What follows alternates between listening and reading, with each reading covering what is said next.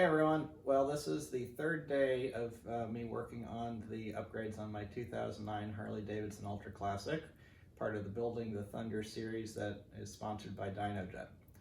So time to recap where we've been so far. We're doing the S&S 110-inch big bore kit, S&S teardrop air filter, and S&S Eldorado 50 state legal exhaust. Day one was basically disassembly of the motorcycle and the engine. I got effectively everything apart, and I got the first cylinder put back on. Day two, I ended up doing the rest of the disassembly, which really was just a matter of pulling out the old cam bearings because I needed to get a new tool for that. And I'll talk about that more towards the end in terms of little extra things I found along the way that I wish I'd gotten to start. And then I did most of the reassembly, and that's kind of where we are right now. I've got the cams in, I've got the cam support plate in, I've got the new tensioners in.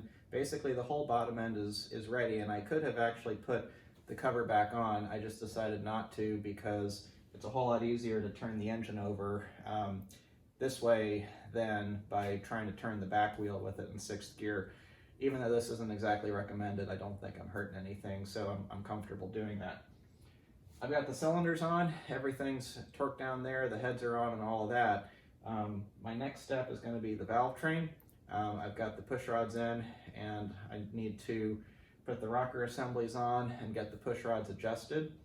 And then after that, I'm going to be putting the cover back on the camshafts, and I'm going to start working on the exhaust and hopefully get to the point where we can run the motorcycle today.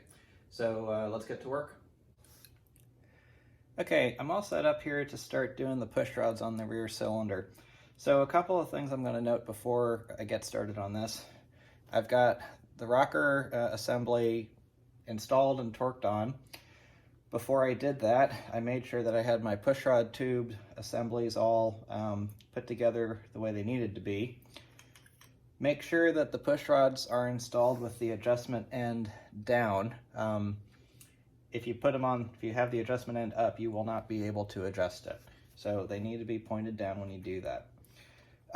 So what S&S says in the manual is that you get the push rods so that they're just contacting at the lifter and at the rocker, and you should be able to still spin it freely like that. And so then once you do that, you need to tighten it an additional 4 turns, and then lock down the lock nut. And so then once you have that done, you're supposed to wait 30 minutes before you do the next one on that same cylinder, and then you can move over and then let it bleed down, and then you can move over to the other cylinder and then do that side. So I'm gonna go ahead and get this adjusted, and then I'll probably move on to the oil cooler while I'm waiting, since this is gonna take a while.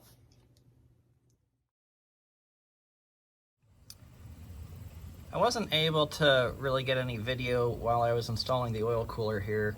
Combination of reasons for that. One is the position of the motorcycle. I had to open the garage door and to get at it, and it's just fairly tight in here. Not in terms of the fact that it's hard to work on, just hard to get a camera in there. So let me just talk through a couple of things here. So the instructions, this is really straightforward. I mean, you really practically don't need instructions on it. You don't need instructions on it, but it's very simple and straightforward, and this is something you can do standalone quite easily. Certainly a little bit nicer to have things apart, but I don't think it would make much of a difference. So basically, you take off the threaded nut that goes into the oil filter housing, and that's what the oil filter normally goes on. And then you've got this adapter plate, and you'll note that the nipples are up, or in the 12 o'clock position. There are some little tabs that help to make sure that you have it in the right position, but you could theoretically install it the wrong way. If you do that, then the hoses aren't going to fit, so make sure that you have it pointed up. I also went ahead and put the oil filter on when I did that, because that way when I put the hoses on, I can make sure that nothing's going to touch or interfere. One note here is that the fitting that you have to screw on to hold this adapter in place is a 7/16 Allen key. That is something that you probably won't have in your toolbox unless you have a really complete Allen key set. So just to be aware of that. I actually didn't, so I had to. Well, what I did is I ended up taking a 1/4 bolt because that's a 7/16 head, and then I was able to tighten using that. So there's a little trick if you're in a pinch. The little bar and shield cover that goes over the oil cooler was a little tight, but there's enough give that you can basically just pull up on the top portion just a bit, and it'll slide right in. And then you just do the 3 bolts to put it onto the bracket. Unbolt the voltage regulator. The manual says to undo the connectors. I didn't have to. There was enough room that I was able to just put those on, and then that was it. And then the last part is you've got to put the hoses on, which I'm about to do. But something just to point out is the hoses are conveniently marked cooler left and cooler right. And so long as you do that, you can see on the diagram, it's really straightforward. So definitely 2 thumbs up to Harley for this kit. This is nice and easy to put together and high quality. So it's about time for me to go do some more push rod adjusting. So I'm going to get these hoses on and keep moving forward. Okay, with the oil cooler installed completely, I'm back over here on this side of the engine. So at this point, I got both of the rear cylinder push rods adjusted. I then installed the rocker assembly for the front cylinder. And then, well, first I found top dead center for the front cylinder. Just as kind of a point of reference for what I found, you have the little dots here. So if the dot on the cam gear is pointed straight at the dot on the crank gear, then that's basically top dead center for the rear cylinder. And the way it's pointed right now with this dot, just a little bit past 12 o'clock position, that was about top dead center for the front cylinder. So now I've got this intake push rod for the front cylinder adjusted, so that's bleeding down on the clock now. So while that's happening, I'm gonna go make sure that there's a lot of assembly lube, just kind of recoat everything in here and take another look. And then I'm gonna put on this cover, and then I think I will be at a point where I can start putting the exhaust on while I'm waiting for this to bleed down and do the other push rod. So let's keep going.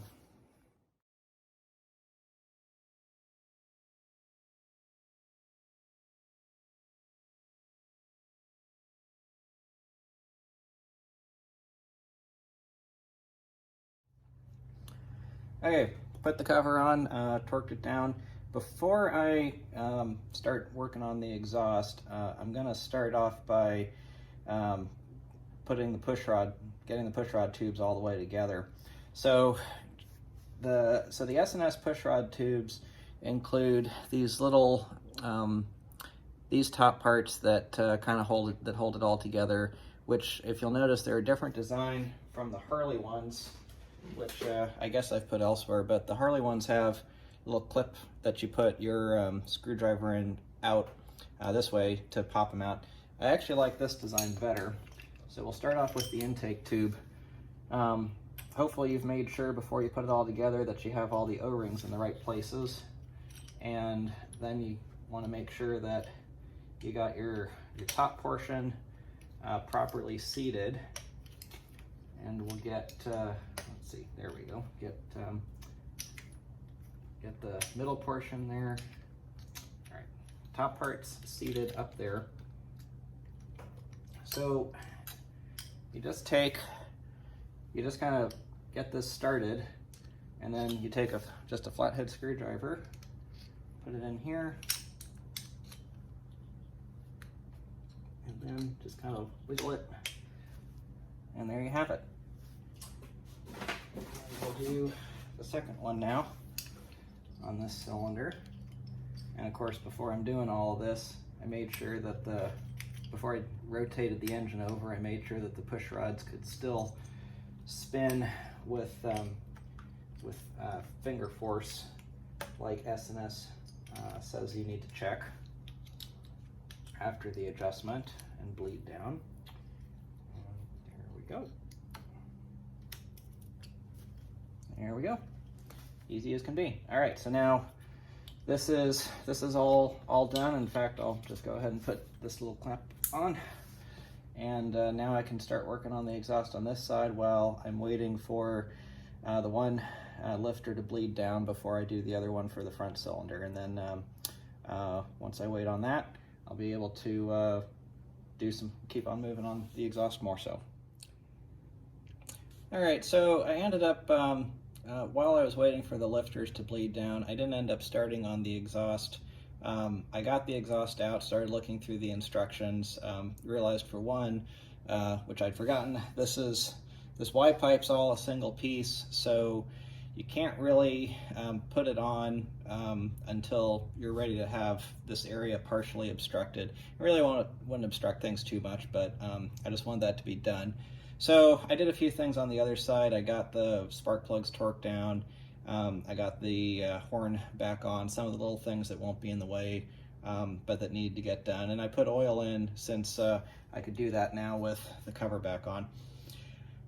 One thing that I just wanted to note before I put the Y pipe on, if you look carefully, you'll see there's a flange on this side, not on this side. So that's because this Y pipe actually does not come with the flanges. You have to reuse them from your previous exhaust, which is something I did not know beforehand, or I hadn't seen in the instructions. So I've already gotten this side off. Not a big deal. Just make sure that if you're going to be doing this, that you don't just throw out the old exhaust. Really, you don't really want to throw away old parts anyway until the project is completed. But this goes on like the other side, just rolls on simply, and there you have it.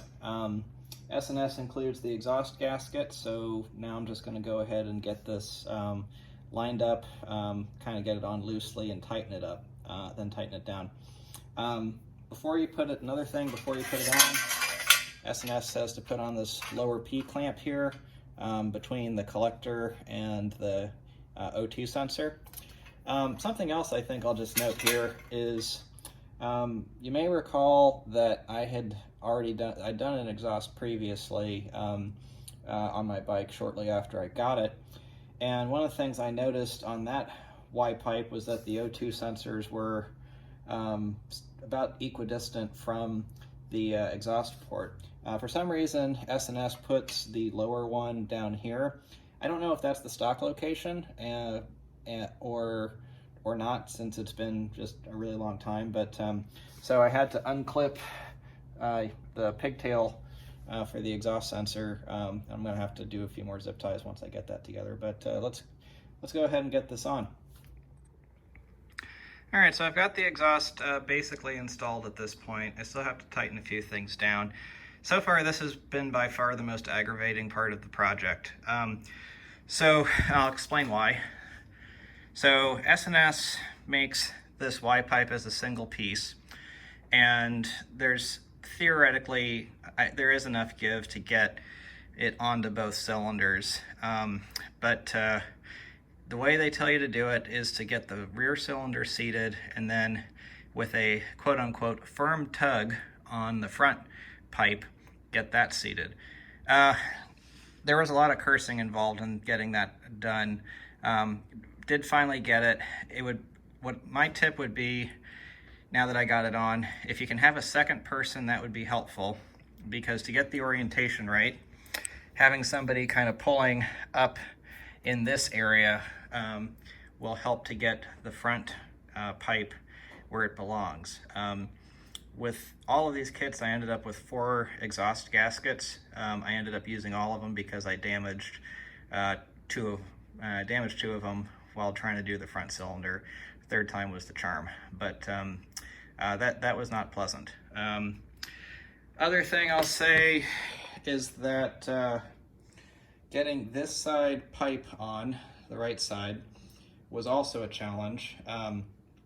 And the real reason for that is because if you take a look carefully, you can see that right here, this kind of sticks down a bit, and this is sized well so that these little nubs are where they need to be, so everything lines up properly. The problem is that when you're trying to slip it on to here, that starts interfering. So if you really wanted to, you could loosen some bolts and try to loosen up the bracket that mounts to. What ended up working for me was just a couple of some taps on the back with a dead blow hammer. I've mentioned in another video that I really like dead blow hammers for that kind of thing because you can do that without risk of damage. Obviously you could damage if you hit hard enough, but usually it's not a problem. And so basically you get everything together. You also got that crossover bracket underneath. Make sure that everything is together and loose, and then you just kind of tighten it down. Start off from the exhaust ports and then kind of work your way backwards, and then it's all set. So I'm going to finish tightening this down, and then next I'm probably going to go ahead and put on the teardrop air cleaner. All right, so I'm here installing the air cleaner. There's one special thing you got to pay attention to with this. So S&S provides you with 8 of what they call these rubber-coated washers. Now these go on the front here on each of these bolts, and then on the back between this casting and the cylinder. So these are banjo bolts. They're for the breathers. So it's important that these seal correctly, otherwise you're going to have leaks. So when you put these in and torque them down, you need to check with a feeler gauge to make sure that you don't have any kind of spacing back here. I checked, everything's good, so now we're ready to put on the air cleaner.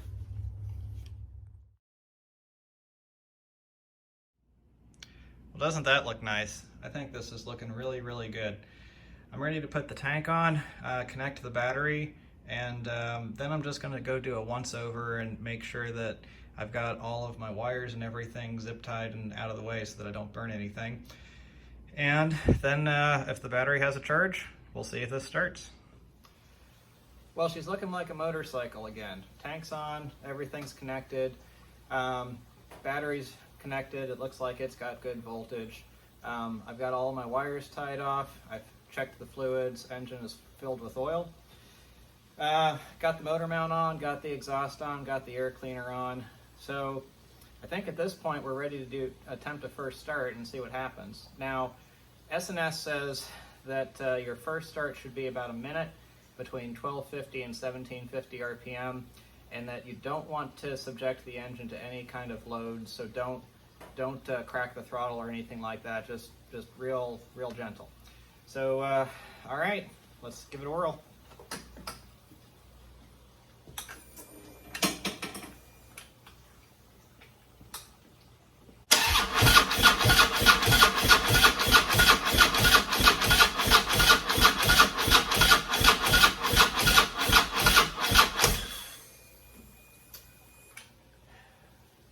Sounds like the battery's a little bit low, so I'm going to try one more time, and if this doesn't work, I'm just going to put it on the charger. Well, it's getting to be the end of my third day working on this motorcycle. We're at the point where we're ready for first start. The first attempt, it did not fire. Not necessarily surprising, the battery may be a little bit low from sitting. Didn't sound like it was cranking quite as strong as what I might want it to. Of course, now we've also got 110 inches instead of 96 inches, and we've got a higher compression ratio. Now, we'll try it again after I record this and it's had a little bit of a chance to charge, and then we'll just see whether or not it fires. Keep in mind that at this point it's got a fuel map that is completely off, so there could be something relating to that as well. So we'll just have to see if it'll start or not, and if not, I'll give Joe a call at Powerhouse Dyno and talk to the Dyno Jet guys and see if they have any suggestions. but it definitely sounds like it's making solid compression on both cylinders and turning over. So that's good. Probably at this point I'll just comment on first off, a few things that I have not done yet, and that's intentional. So I haven't put the shiny exhaust shields on the exhaust. I'm not going to do that until after the dyno run. If you remember, when they do the dyno run, Joe's going to put in some rib nuts so that he can get a good air-fuel signal to the dyno. He's going to have to take those shields off anyway. There's no point in me putting them on. At this point, I haven't done first start yet, so there's no point in putting the seat on or the saddlebags, because if there's a leak, I'm going to have to take it all back apart to figure out what's the source of the leak. That's also why I haven't put the step back on. And I haven't cleaned up yet, although I think I'll probably start doing that here in a little bit. So what are my thoughts now that I've completed this kit, or completed the installation, at least to the point of being ready for first start? I think first thing I'd say is that in the unboxing videos I pointed out that it seemed like S&S had really complete kits, and I still agree with that. Couple of caveats there. First off, for the big bore power pack kit, they do not include the gaskets either for the breather assembly that's under the rocker covers, or for the rocker boxes, both between the box and the cover, and also between the box and the head. So those were things that I had to go to the Harley dealer to buy. Special tools, we needed to have the torque wrench, the ring expander pliers for the piston rings. I had said in the initial video that I wasn't going to use the spring compressor tool, and in the end I did. I found it to be a lot easier, so I'm glad that I did that. One special tool that I needed to buy that I didn't expect to need, but I should have expected, was the cam bearing puller tool. You know, you can make a decision about whether you want to leave them in or not, but as Joe pointed out when I asked his opinion, you know, you're in there already, and the new bearings are substantially better than the old ones, so you may as well do it. That tool was around $100, so that was another, between those and the gaskets, probably about another 120, 140 bucks, somewhere in that range, over what I was over the cost of the kit. So when you're talking about what you're spending on this, really not too big of a deal. The exhaust was definitely the most annoying to install out of all of this, which is kind of surprising when you think about how deep into the engine you're going with the big bore kit and the cams. But I do feel like, if I understand why S&S wanted to make this wide pipe a single piece, at the same time I feel like if they had just put a little slip joint in this area, it would have made the installation so much easier. Trying to get the front and the rear pipes lined up like that was a real pain. Got it done. It would have been easier with a second person, but definitely the exhaust was the most annoying part to install, even though it's you know, not necessarily considered hard by any stretch. So let's say that you're a person who hasn't done this kind of project before and you're thinking, should I do it or not? So I think there's a couple things to consider. First one is, from a skill level perspective, if you know which end of a wrench is which, there's no reason why you can't do this. There's really, to be honest, like I said, that Y pipe on the exhaust was the hardest part of the whole thing. Everything else, really pretty straightforward to come apart. If you take your time and you follow the directions, there's nothing really that's too difficult with any of this. You know, you'll make a few mistakes along the way. Certainly I did, and that'll take you a little bit longer. But there's nothing that's inherently really challenging on this. And if you're interested in learning about engines and doing this kind of project, really this isn't a bad place to start. You know, everything went together pretty easily. Gives you an excuse to buy some cool tools. Oh, the ring filing tool, that was the other one that I needed to buy and absolutely needed. But probably the biggest thing to consider is the time aspect. So at the start of this, I think I mentioned that S&S says that this can be done in a day.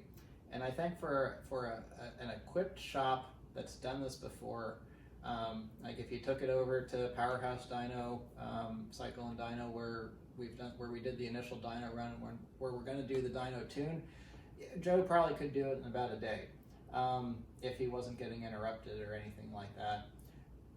For me, I expected that it was going to be 2 days. Joe said to plan for 3, and he was spot on. We're at the end of day 3 now, and it's been 3 full days of working, 8-9 hours of working each time. And it really wouldn't have gone too much faster. I hit a snag at the end of day 1 when I didn't have the cam bearing tool, so I had to order that. I had to go to the Harley dealer to pick up the gaskets for the rocker boxes, as well as the gaskets for the breathers.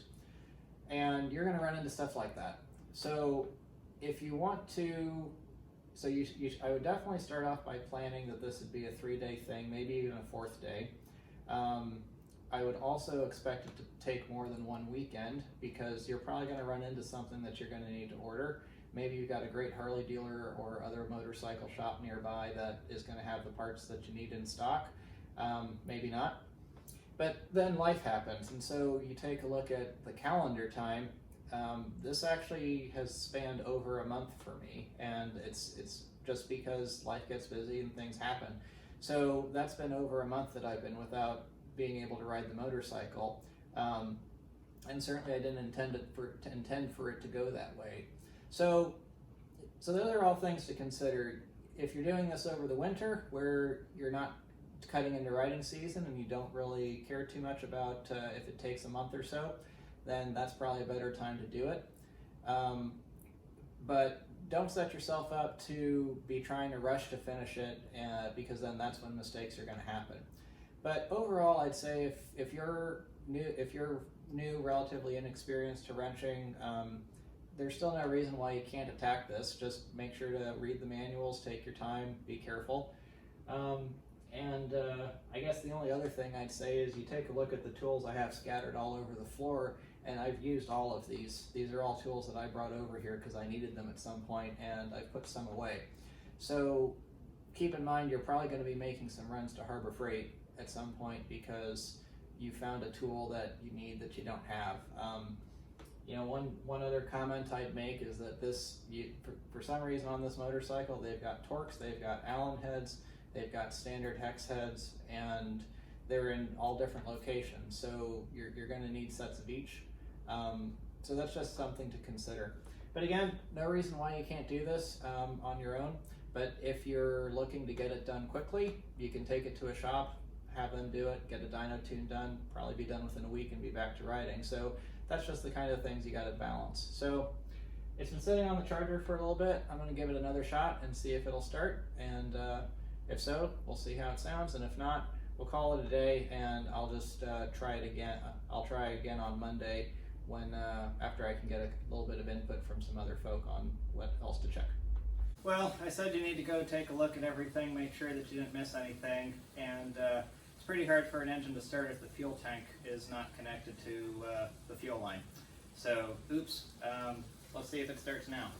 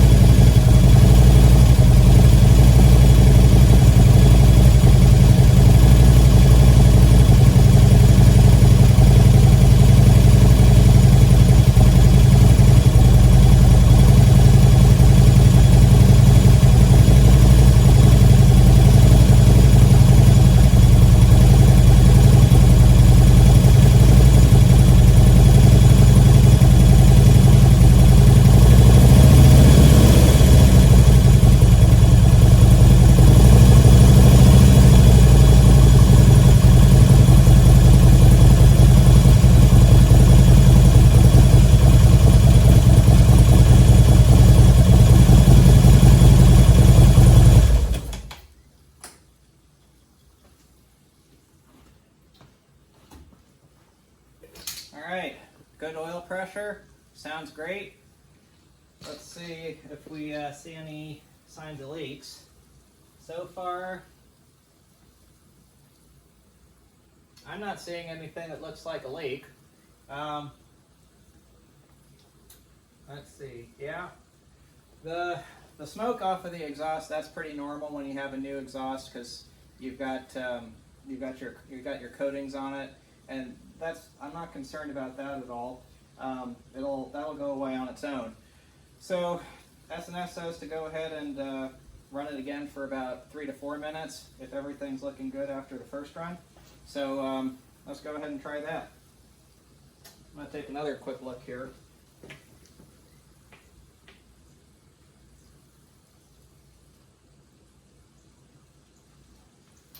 Oil pressure was looking good.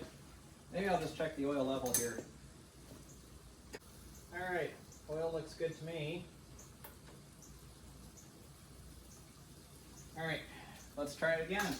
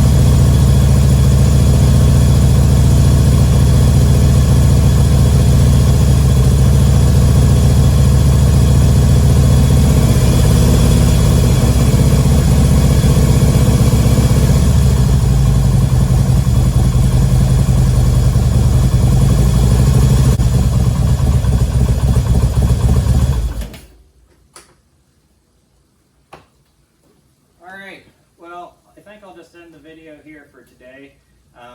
You're supposed to do a couple more of these 3-minute runs per the instructions, but they're all about like this one. So yeah, started right up first try, so it does help if you plug in the fuel tank. That was a dumb mistake on my part, but if that's the worst mistake I made, then that's not so bad. You kind of have to treat it like any other older traditional engine, where you had the adage of waiting until it was fully warmed up before you beat on it. So, all right, I'm gonna end this here. Thanks for watching. Thanks to Dynojet for sponsoring. Make sure that you check out the Dynojet channel if you're watching this on my channel, and then vice versa, because we're going to have slightly different content. And then the next step is going to be taking it to the dyno, getting the dyno tune in, and then that's where it all comes together, and we get to see how much power this thing really makes. So thanks for watching. Have a great day.